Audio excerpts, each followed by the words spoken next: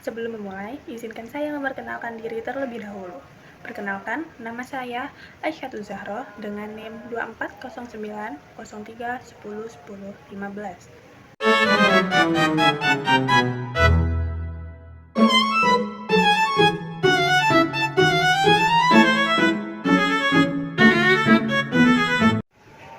PPN atau biasa disebut juga pajak pertambahan nilai adalah pungutan yang dibebankan atas transaksi jual beli barang dan jasa yang dilakukan oleh wajib pajak pribadi atau wajib pajak badan yang telah menjadi pengusaha kena pajak. PPN merupakan pajak konsumsi yang dikenakan pada setiap tahap produksi atau distribusi barang dan jasa. Nah, apa aja sih karakteristik PPN? Yang pertama, PPN dipungut oleh pedagang atau penjual, namun bebannya ditanggung oleh konsumen akhir. Yang kedua, sejak 1 Juli 2016, PKP wajib membuat faktur pajak elektronik atau biasa juga kita sebut e-faktur untuk menghindari penerbitan faktur pajak fiktif. Yang ketiga, PPN bersifat menyeluruh, mencakup berbagai jenis transaksi dan membantu mendukung pembiayaan berbagai sektor seperti infrastruktur, kesehatan, dan pendidikan. Selanjutnya ada objek PPN. Objek PPN ini meliputi berbagai macam. Yang pertama ada penyerahan barang kena pajak atau BKP di dalam daerah pabean. Yang kedua, impor BKP.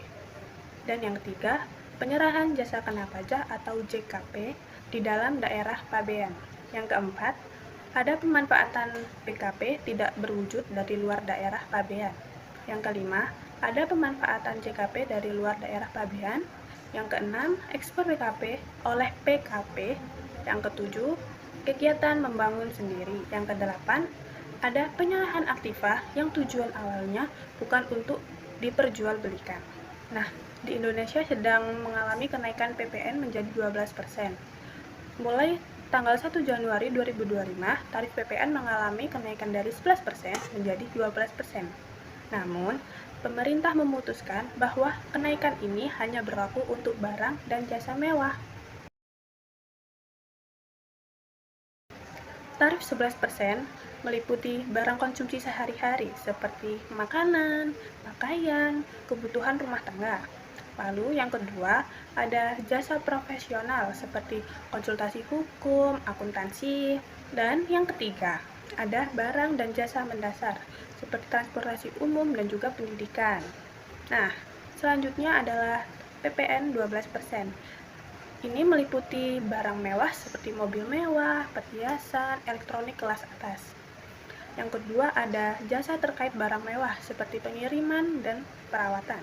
Yang ketiga ada properti mewah seperti kapal pesiar, pesawat pribadi. Nah, apa aja sih dampak kenaikan dari PPN ini? Yuk kita bahas. Nah, yang pertama sudah pasti ada inflasi.